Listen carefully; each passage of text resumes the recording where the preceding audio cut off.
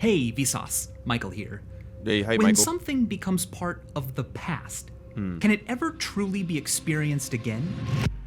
Obviously, my beard will grow back, but it won't be the same beard, and it won't be on the same person. It will be on a slightly older, different Michael.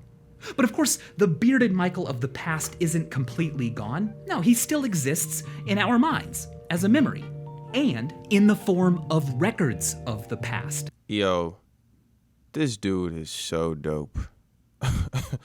Literally, bro. Like images and video. Hi, I'm the slightly older, different Michael you heard about. Ooh. I am 130 days older than that guy. Wow, 130 days. You know, it really doesn't seem like it was that long ago. Just as an optical illusion is a distortion of our sense of sight, a temporal illusion is a distortion of our sense of time. Why did it get so so ominous so quickly? Some seem small, like how a minute spent waiting in line can seem to take forever. That much is true. But an entire day with friends can just fly by. Yeah.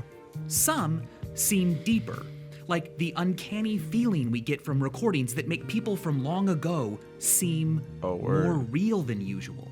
Or I've the seen that strange way before. time seems to sneak by. For example, the songs I hold like, up. the Let me strange see. way time seems to sneak. It's pretty unacceptable that 10 years ago was 10 years ago. You, 40 years ago. Me, so 1960. You, no, 1980. Ha, me, no. I hired someone who was born in 99, and I thought for a week that they were 10 years old. Yo, oh my God. Well, 99 is I'm 96, so I'm not like that much older than this, but 2000s babies just blow my mind every single day, and it blows my mind even more that it shouldn't be mind blowing because they're adults. If you were born in like 2000, you're 22. Oh my goodness. Sneak by.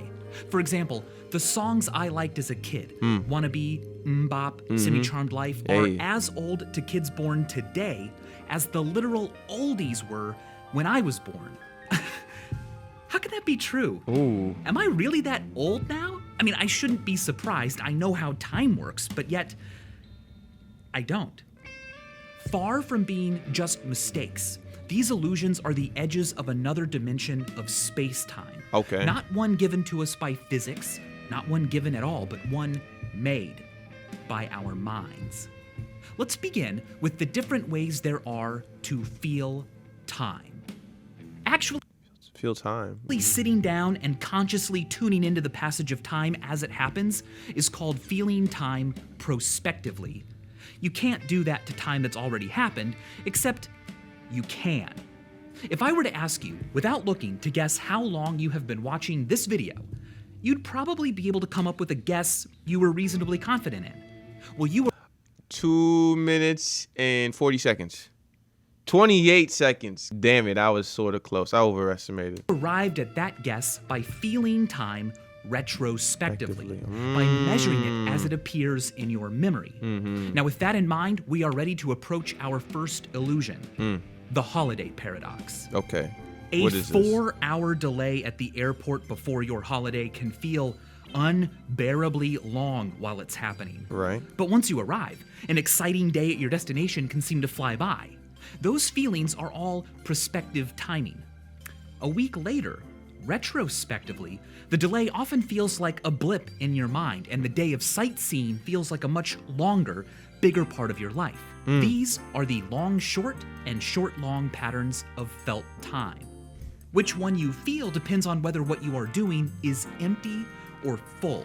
An empty activity is monotonous, unstimulating, unimportant. So, like, I guess waiting around, or if you're at work, maybe. Like, I used to work at CVS, so I was a cashier, and I would have largely like 4-hour shifts, sometimes 8 hours, but primarily like 4-hour shifts. Those felt like ages. they felt like ages. Even though I knew they weren't, they just felt like super long because I'm not really doing too much. It's a lot of downtime in between. To you, whereas a full activity is packed with sensations, novelty, Going significance, camping, context change, and something challenge. like that. Now, Or like going to like Six Flags or something like that, spending the day at Six Flags or any amusement park, or spending the day doing something with your friends, I guess. Experienced this during my 3 days in isolation. Oof. While I was there, time dragged very, very slowly. A fear I have right now is that it's just Friday, and that there's still a lot of time left. But now, years later, it's hard to believe that I spent 3 full days in that room? Damn. Jeez, seems like something I barely did.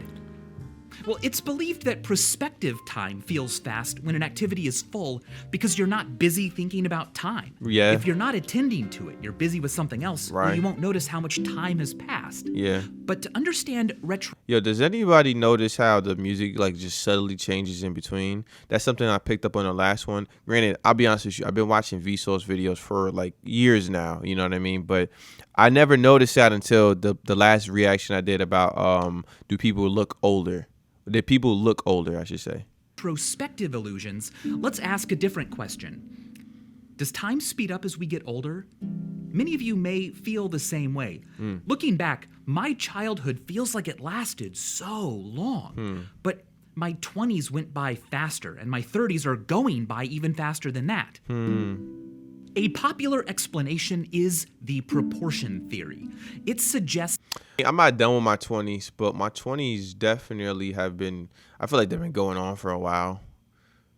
I don't know. I don't know. I think my childhood lasted like a decent time, but my 20s is lasting a quite decent time as well. that time seems to speed up as we age because each new unit of time that we live is smaller. Relative to all the time that came before. Yeah. The year you lived as a 9-year-old Right. was 10% of your entire existence up to that Sheesh. point. But when you're 30, another year is just 3% more life. Yeah. Studies have found little evidence that weeks, months, or even years are retrospectively remembered as passing faster by those who are older. But decades? Yes. And while it's true that the older we get, the faster we tend to think the last 10 years went by, that only appears to be the case until about the age of 50. After that, the speed of decades appears to plateau. A leading explanation is that how long a duration feels depends on how many things in it can be recalled. In my normal life, lots of different things happen every 3 days. But during the 3 days I was in isolation, so little happened that I have few distinct memories from it. Right. My mind sees that emptiness and perceives that it was brief. So, perhaps a decline. Nah, you should have just started working out, bro. That's it. That's how you pass the time. You start doing some damn push-ups, man. What you think those mother effers in jail be doing? They be doing mad push-ups and whatnot just to pass the time, you know what I mean? In new experiences and rapid novelty as we age means fewer events our brains decide to commit to memory. So then, looking back, because there are fewer distinct memories from more recent decades, we assume they were shorter.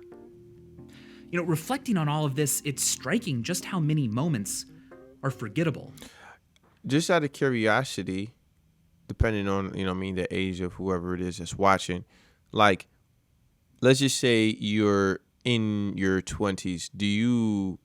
Can you recall like a lot of things that's happened, you know what I mean, thus far, depending on where you are in your 20s? But I know personally I could.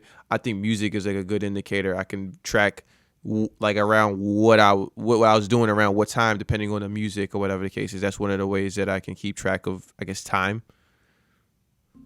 John Koenig, the author of the Dictionary of Obscure Sorrows, calls the awareness of how few days are memorable Olika. Over time, our specific daily perceptions of what happened conglomerate into generalized ideas about how things were. Themes, moods, the big picture. What was perceptual becomes conceptual. And concepts are good. They lower cognitive load by wringing out details, leaving us with the broader, lighter gist. But they can also obscure reality, which brings us to our second distortion, chronological illusions. The world of our experience is not made of distinct Wardrobe change. entities. It's a continuity of fuzzy, overlapping blobs, and we impose concepts on it. For example, is a hot dog a sandwich? Is cereal soup? How many holes does a straw have? Those aren't questions. How many holes does a straw have? Did he make a video about this already? I must have missed this one. It's one, right? Technically speaking, it's just one long hole, right? It's two exits, but I don't know. About reality, there are questions about words we made up. Periodization is the chopping up of time into contrived pieces like the Stone Age, the Renaissance, the 80s, the 90s. But here's the thing. When did the 80s or 90s really happen? I mean, mathematically, they refer to years that have 8s or 9s in the tens place. But conceptually? Well, it's not like on... Things stopped looking like the 80s in 95. Things stopped looking like the 90s in 2005. I know what this is. Like, I know this feeling. I can sort of agree with it to a certain extent because I feel like there was a time where I could easily pinpoint when something was released, but I was looking at some clips of like Allen Iverson playing, and I'm almost certain that those clips were from the 2000s, but I could have swore that they looked like they were from the 90s. So I understand exactly what they mean, and I wonder if, let's just say another 20 years, will I be able to, will I still have trouble distinguishing something as to whether or not it came out in the 2010s versus the 2020s? Shit, I don't know if I could even differentiate those two things now, to be honest with you, but this is a funny tweet. I like it. Back to the video. January 1st, 1980, people woke up and were like, whoa, whoa, whoa, guys, it's the 80s, quick, everyone, change your clothes. Concepts say too much and too little. Facts that expose their imperfections are perennial favorites on social media. I made an entire video about them, in fact. But what hasn't been discussed yet is the mechanisms by which we allow them to do their dirty work. Let's dig in and see what we can find.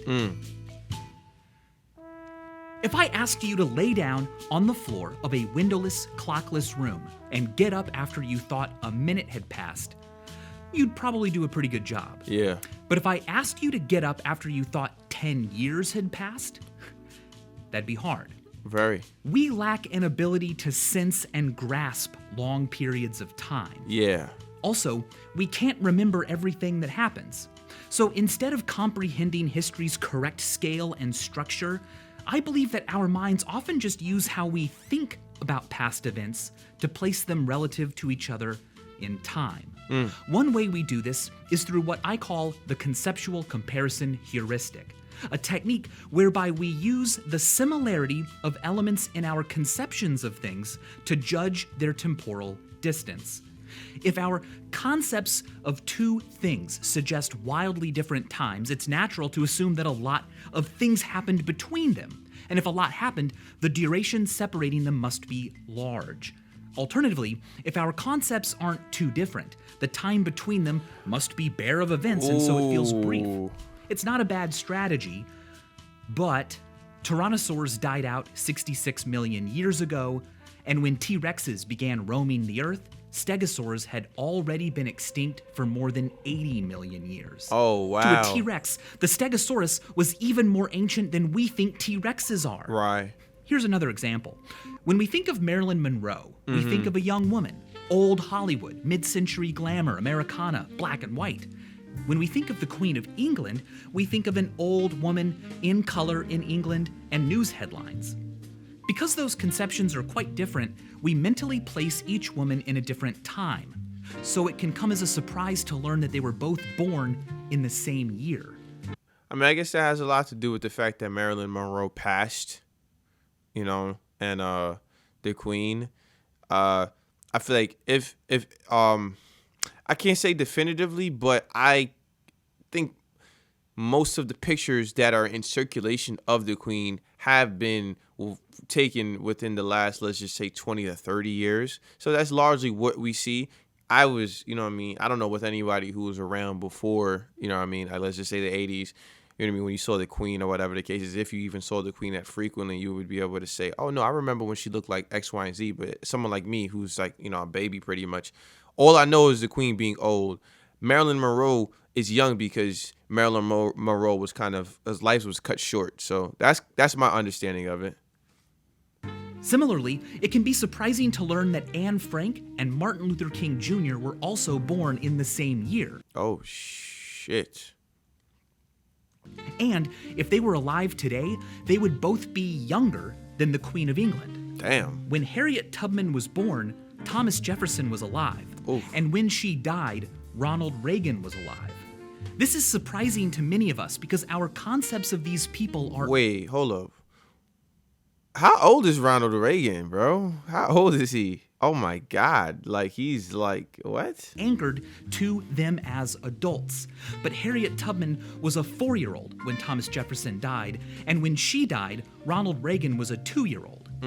Far from just being amusing, chronological illusions can often have teeth. America can feel like an idea fixed long before any of us by the overwhelming bulk of events that came before.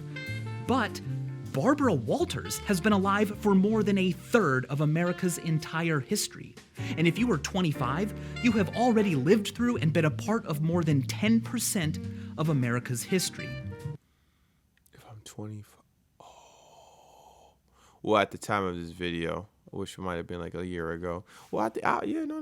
I was 25. Wow. Because America's like roughly about 250 years old. Roughly. Wow. My good. I might have to do some math on that. That's a little shaky, but damn. Chronological illusions may also be caused by what I call the Construal level heuristic, a technique whereby we place things in time based on whether we construe them concretely or abstractly. In social psychology, Construal I just love how he just pops up like that, like, so sick. Level theory describes how abstract and concrete thinking relate to psychological distance. That is, how distant something seems as opposed to how distant it actually is. Now, unsurprisingly, it's been found that people tend to think about things that are psychologically distant more abstractly. But studies have also found that if people are asked to think about an event abstractly, they'll consider it more distant than if asked to construe it concretely. This may explain why more distant people are asked to think about an event abstractly, they'll consider it more distant than if asked to construe it concretely. This may explain why things can turn out to be longer ago or more recent than we thought. If an event recedes especially quickly from relevance or is suddenly replaced in our daily thoughts by other more urgent events unconnected to it, further. Our minds may shift its construal to a higher level, making it feel further back in time than it really is. This is 2020? Okay, so I was about 20. Conversely, if attending to the low-level details of an event continues to be important, our construal level heuristic will make it feel closer in time than it really is. Our third illusion of time comes from the fact that time is always moving forward. Because of that, the psychological distances we feel towards things should also always be changing. But not all of them do. The belief that your place in time is stable is what I call the chronostatic illusion. Tim Urban pointed out that it is now the case that Jurassic Park, Forrest Gump, The Lion King were all released closer to the moon landing than today. As a person who remembers The Lion King being brand new and remembers feeling at that time that the moon landing was old, this is all very weird. The Lion King seems so much more recent than the moon landing ever did to me. The conceptual comparison heuristic places them far apart. My concept of the 90s will probably always stray from my concept of the present a little less than it should, because the 90s and now have something in common that the 90s and the 60s never did or will. Me. Also, my construal level of The Lion King may resist becoming abstract because The Lion King continues to evolve and happen. The mechanisms I use to place things in time have sunk hooks into The Lion King, creating a sort of chronostatic cling that fools me into believing it's more near. Yeah. The music that was new when I was young has also been tethered in my mind to the idea of new stuff only us kids get. It's like when you are partial to something, you give it some type of importance. It kind of resonates in your mind a little bit more. I guess is that what what he's saying. There's definitely my share of songs. Like, oh man, like a lot of J. Cole's. Like I think his second his sophomore and junior projects are gonna be timeless forever. Born Sinner came out in like 2013. That's almost 10 years ago, but I remember it like this. It seems so like close, even though it's almost been 10 years, but there's a lot of things that's happened in between that I probably view as, I don't remember what the exact terminology he used, but a lot further away than that, even though, you know what I mean, that was almost 10 years old. Even as it has actually been drifting away, as far away as the stuff I used to think was far. Mm-hmm. A chronostatic illusion is spectacularly broken when you realize that you have become as old as your parents were when you were born. Ooh. It doesn't always seem quite right. I had this conversation with my mom yesterday, too. I told her, I'm about to be your age when you had me. What the flip? They came first, and as such, should always be older. But suddenly, you're aware of a way in which they aren't. Oh, wow. He looks like your age both gap his mom with and his dad. people in the past is not static. Your parents keep getting older, right along with you, but the people they were don't. Yeah. This can lead to empathetic realizations. They weren't any wiser or more folded into the world then than you are now. Wow. Yeah. Considering the temporal perspectives of other people leads us to a fourth distortion, the chronocentric illusion. The belief that our own relationship to time is the best or only frame of reference, or that it's more important and more real than any other. My grandparents used to tell me about how when they were kids, they didn't have television. And I always thought that sounded so weird. I mean, obviously, I knew it was true, but like, what the heck did they do with their free time? It wasn't relatable at all. People back then must have been so different, not real in the same way I was. But I remember a time before the internet, before mobile phones, and it wasn't that weird. The internet and cell phones are still, in my mind, an additional thing we now have. But for my daughter, they will be what we've always had. Yeah. And when I tell her about a time when no one had the internet and didn't even know they needed it, it will likely sound to her just like the old stories I heard about growing up with no TV. It's funny because this, I'm like I said, 96. So obviously internet had been created and everything. The internet boom happened in the 90s and everything. But I didn't actually get internet in my house until about 2007. So, I remember just not having it even though other people had it. But I mean, this is even still before it became incredibly widespread and it was like virtually a necessity to have in your house. You know what I mean? Yeah, I wonder, well, I mean, I watched a lot of TV and also I was a kid, but you know what I mean? I wonder what I would have been doing if I didn't have the internet at that time. Probably outside doing things, maybe, I don't know, going out and stuff that people like real fun social lives and such do, right? And that's bizarre. My grandparents' childhood was weird. It was the olden days. Mine was totally normal.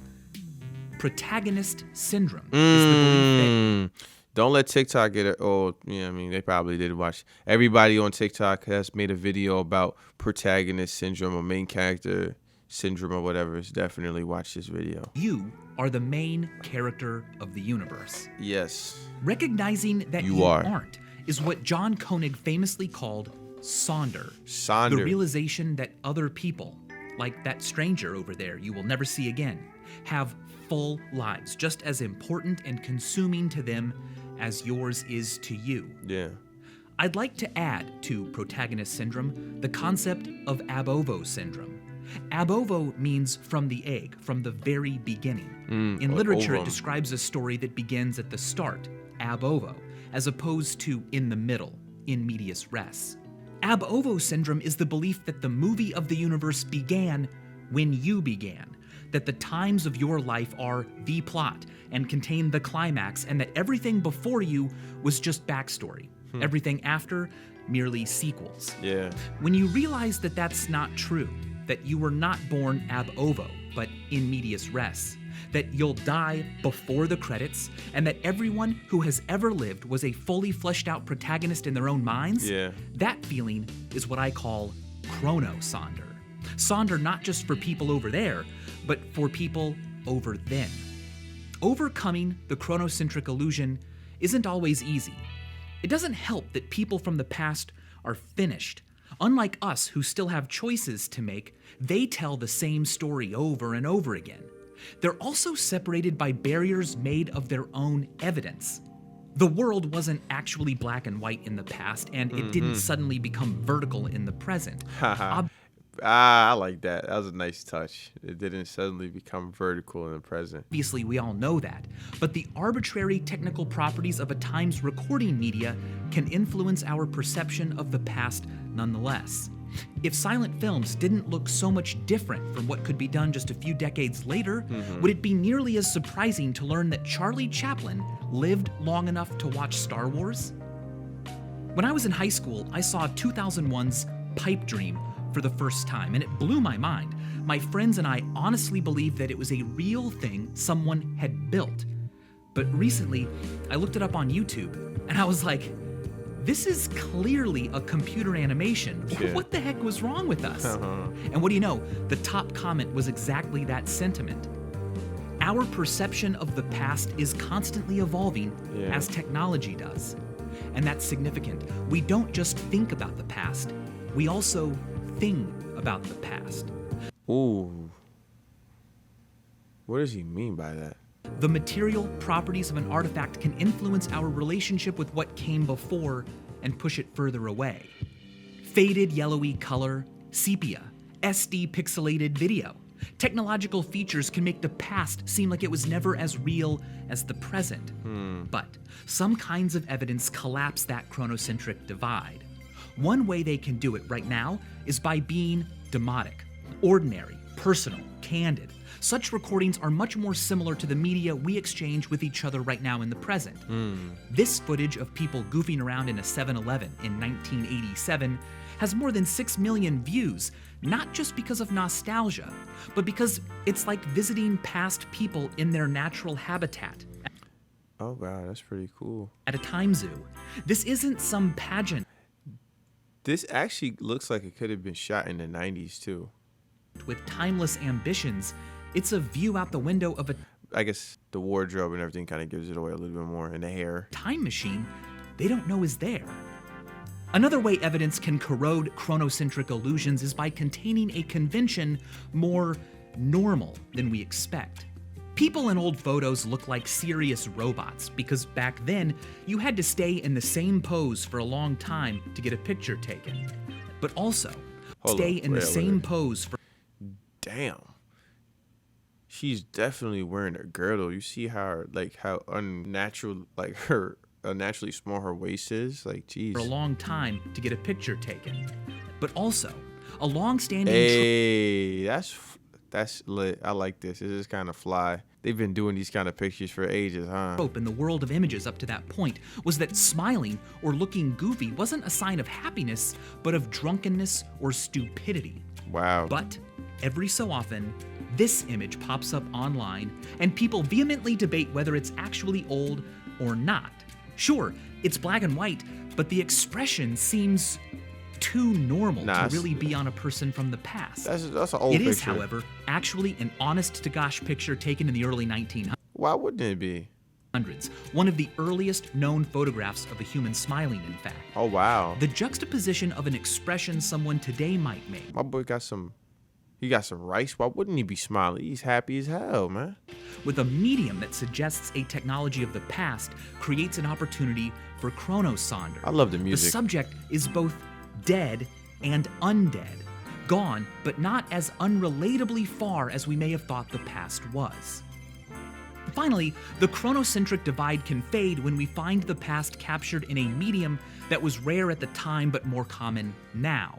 This is footage taken by an early HD camera of New York City in 1993. There's no fucking way.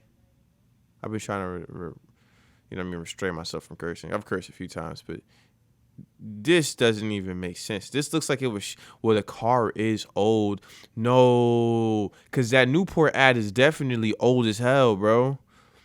Oh, even the graffiti. Nah, the graffiti. I mean, I'm not a graffiti artist by any means or a historian of any sort, but the graffiti kind of has like an older vibe to it. My goodness. Yeah, man, Newports. Oh my God. I'm surprised they don't have black people in the ads. Go figure. But hold up. Let me see.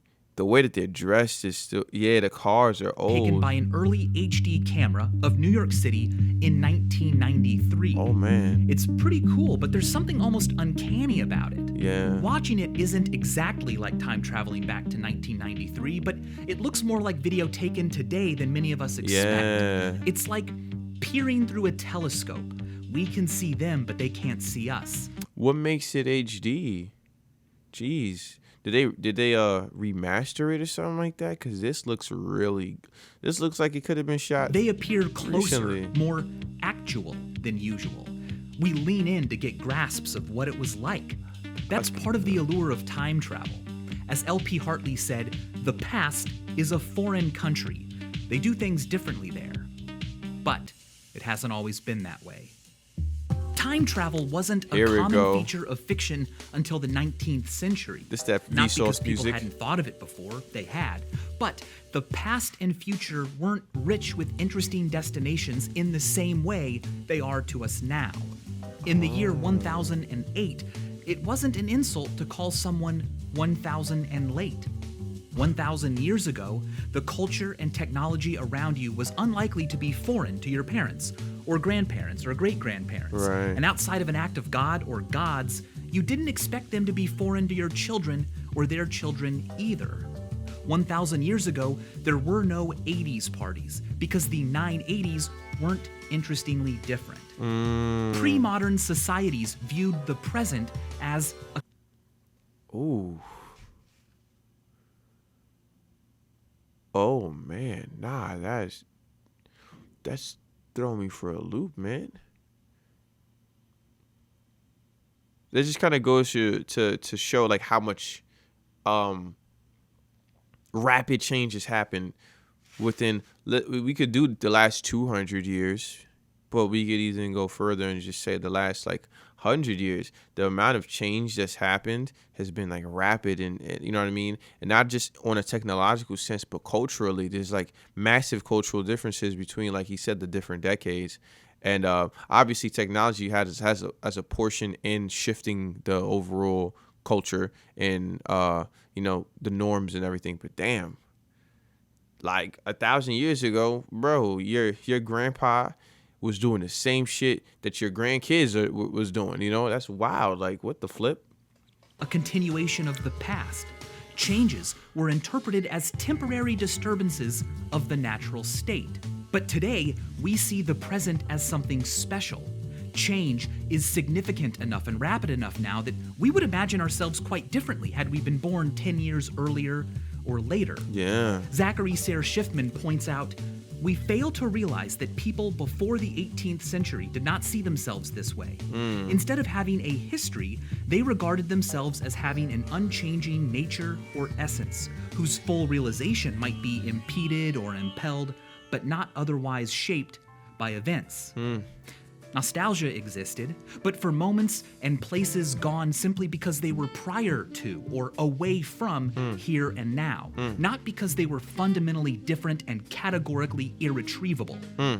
As the discovery of antiquities and new worlds and new species accelerated, as the invention of new technologies and new ways of recording accelerated, the present became less and less like the past. Reinhard Koselleck has argued that between 1750 and 1850, the acceleration of history reached a speed at which static or cyclical views of time had to be replaced with our modern view, which understands the past to be essentially different from the present. It used to be that things passed. Oof. Now, there is a past. As technological and social change accelerate, the window of time within which things can be trusted to remain stable shrinks. In such a world, to stand still is scary. Hartmut Rosa observed, the pre-modern experience. Yo, I mean, if it wasn't very obvious, my man is incredibly well read. Of being excluded is replaced in modernity by the constantly present, fear-inducing possibility of becoming excluded, in the sense of getting left behind. Things change faster, and we keep keeping up because we are afraid to die. Whoever lives twice as fast can realize twice as many worldly possibilities, and thus, as it were, live 2 lives in the span of 1. Whoever becomes infinitely fast no longer needs to fear death, the annihilator of options. Acceleration becomes a secular substitute for eternity. I mean, that's some high level shit. I'm hoping he's going to break that down for me. Maybe you guys get it, but I damn sure don't. But I kind of, I mean, the theory sounds like it makes sense, but in practicality, I don't really get how it could be, applied to your life. To achieve this salvation, we try to make things faster and easier to save time. But one of the greatest hoodwinks we ever pulled on ourselves was not noticing that the things we do to save time leave us with less of it and more alone in it. No technological change is only technological. The car allowed people to travel more quickly and whenever they wanted, but once available, it meant people could live further from where they worked. So cities and towns changed, personal associations changed, roads divided neighborhoods, created new opportunities, while ending others. Jobs and industries and cultural forms of expression and a whole different society sprang into existence simply because we found a way to move faster. Likewise, smartphones and the internet made information access and communication easier and faster, but that's not all they did. Along with them came new social conventions, new communities, new levels of exposure to ideas and conflict, a new understanding of what it meant to be available. That's a lot to have to adapt to. They even redefined what now is made of. Digital spaces are filled with not just what's being said, but also what has been said. And it's all right there, not tucked into a library across town or on a tiny plaque on a statue covered in bird poop. It's in our hands and outside of time. Things used to acquire signs of age, veneers that tucked them appropriately into their place in time. Now, they're automatically updated to always look like now. Yeah. Oh, man, that's something that I didn't consider. You have like what's that called, the Wayback Machine that kind of makes things look how they used to or whatever, but wow. Damn. I never even thought about that. Twitter used to look incredibly different. I was on Twitter when Twitter first dropped. It doesn't even look remotely like this anymore. Digital spaces are so packed with timeless messages between bygone people that we don't even ask, is anyone here? Anymore. Instead, we ask, is anyone now? In order to adapt to all of this, we have to consume information in an increasingly dehumanized, decontextualized, and decentralized way. Yeah. Each next bit is often unrelated to the last. Our participation is not acknowledged or assumed. And it's all fed to us by machines we don't know and didn't build that only put it in our eyes and ears. The sheer weight of all of this accreting information and its growing accessibility is awe-inspiring. It may even be our purpose. I mean, what else produces such detailed records? Purposefully or not, we record, save, collect, organize, and preserve events like nothing else in the universe. Damn, now he's kind of making this shit sound sort of insidious, man. I'm not gonna lie. Like, I feel like I'm being played or something like that. All I'm here is just to add to the ever-growing human database that we've established since we've, I guess, become more technologically advanced. Wow. I've said before that if humans were to go extinct, the sun would still shine, Indeed. The universe would keep expanding, Of course. Jupiter would continue being gassy, Yeah. but the universe would lose its best autobiographer. But the technologies of this project have yet to address our bodies. Enter the TV paradox. Oh, what's this? Remember the short, long, and Wardrobe long, change. short patterns of time? Yes. Well, a new pattern has been emerging and growing in frequency. Short, short. Short. It was first observed in people watching TV alone. They reported feeling like time flew by quickly. Oh, wow, have I really been watching for 4 hours? But later, they didn't remember their TV session as a major moment of significant import or duration. They didn't attend to the passing of time during it. They didn't feel bored or like time dragged, but they also didn't accumulate a lot of new, significant, memory-worthy experiences. Wow. Rapid, stimulating streams of experience provide a fullness that makes... Oh my God. Just out of curiosity, to whoever's like still watching this, how often do you go on Instagram or do you go on Facebook, Twitter, or whatever, Reddit, let's just say, whatever your social media of choice is, and you're there for longer than you would like to? Not necessarily 4 hours like how he was and how he described in this example, but just a long enough time of just sedentary swiping, let's say, or sedentary watching. Let's just say 30 minutes, and you can't remember any of it. That happens, maybe not 30 minutes every time, but I could easily do 10. I could easily do 20 and not remember most of it, with the exception of maybe like out of all of the pieces of content that I've seen across social media platforms and such, I may only remember like a few memes, or if I watch like a video, which is a little bit more significant, I'd be able to tell you the finer details of it, but I'm not going to be able to well, not even for the finer details, but like, the overall, I guess you could say the finer details, but not in great detail. That's crazy and very scary. I mean, shit, just look at the your watch time or your screen time on your phone, and you'll see exactly what I mean. Where did all of those hours go? Because not for nothing, I know most of you can't tell me what you did for 6 hours on your phone.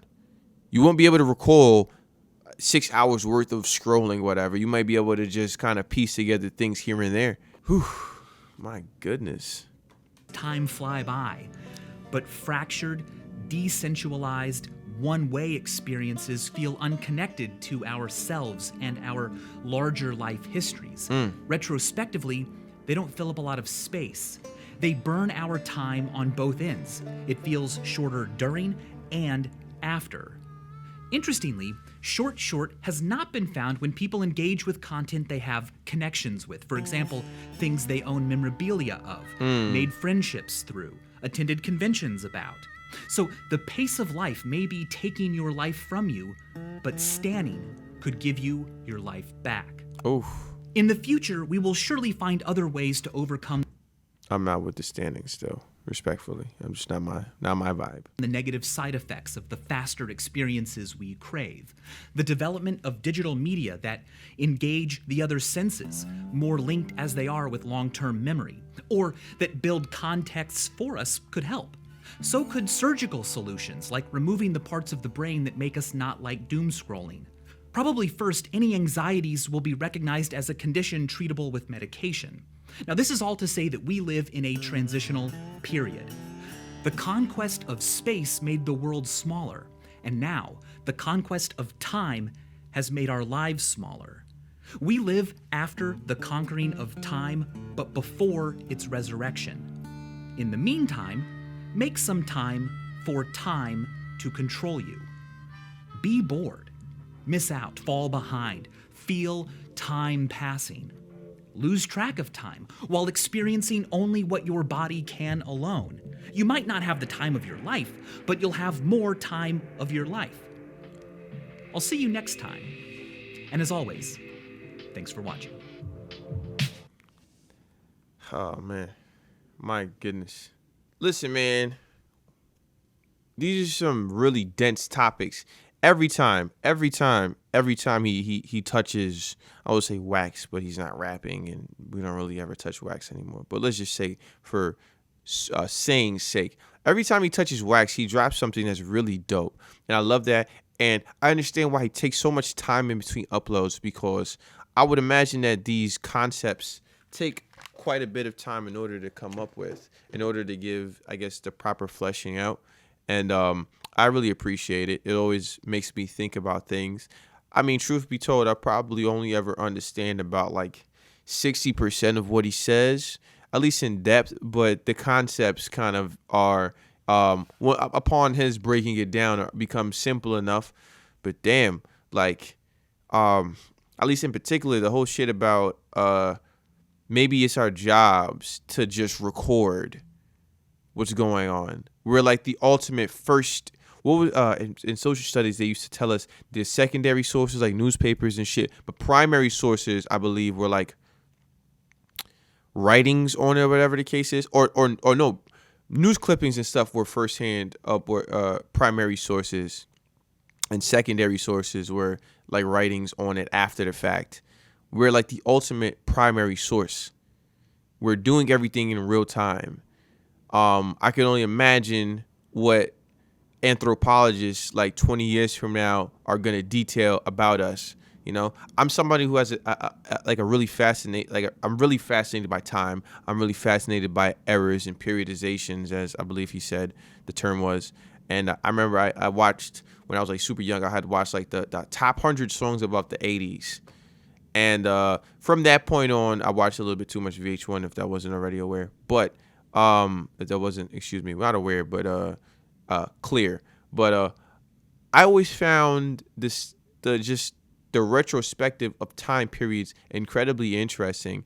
But I think that since the 2010s are still relatively close, we may not get that until another like 5 years down the line. Well, it's 2022, so maybe like another 3 years down the line, maybe 5 years apart. But how are we going to evaluate that when there's so much information out that is borderline almost overwhelming? As always, I'm left with a lot more questions, and I'm going to be doing a lot of reconsidering about things that I thought were one way, but in actuality weren't anyway. But I enjoyed this video. Last VSauce video did pretty good. Maybe it's because it was trending. I don't know. But any excuse to watch another VSauce video is my vibe for sure. So if you haven't already, go check out the did people look older back in the day kind of video. Did people look older in the past? That's what it was. I don't want to butcher it. But yeah, man, I'm here. It's been a pleasure dealing with you wonderful individuals who on this journey with me. And I hope that you stick around for another one, because I'm going to be shooting another one like right now. So I'll see you later. Peace.